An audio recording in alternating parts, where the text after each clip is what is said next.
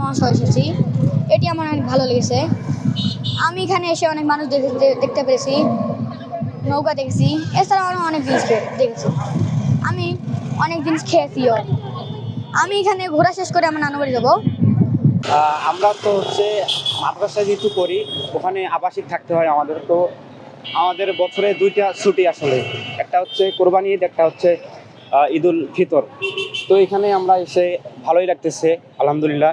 তো অনেক মানুষ অনেক দূর দূরান্ত থেকে এখানে আসে ঘোরার জন্য। মহিপুর ব্রিজ আমাদের ভালোই লাগতেছে। ভালো লাগলো। নৌকে টোকে ঘোরার ব্যবস্থা আছে, কিন্তু মানে প্রশাসনিক একটু নিরাপত্তা একটু সমস্যা আছে। নিরাপত্তা হলে আরো ভালো হইতো। আর যেটা সমস্যা ফেস করলাম, যে তিস্তা নদীর পাড়ে যদি আর একটা পার্ক হইতো ভালো, তাহলে আরো লোকজন বেশি আসতো।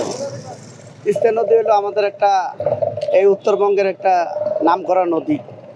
সেই নদীর পাশে যদি একটা পার্ক না থাকে, তাহলে সৌন্দর্য আর থাকে না।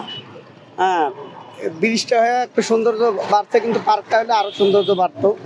এটা আমরা আশা করি যে এটা দ্রুত একটা পার্কের ব্যবস্থা যেন করাই। ঈদে তো সচরাচর বের হয় খুবই ভালো লাগতেছে।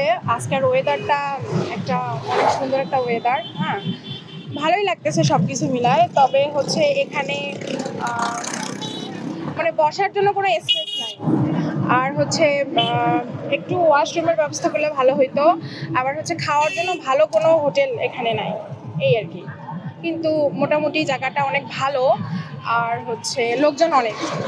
এখানে আসলে কোনো পার্ক দেখতে, মানে কোনো পার্ক টাইপ কিছু নাই। মানে এখানে হচ্ছে ন্যাচারাল ওয়েদার, ন্যাচারাল সব কিছু, যেমন না হচ্ছে তিস্তা নদী, এইটাই জাস্ট।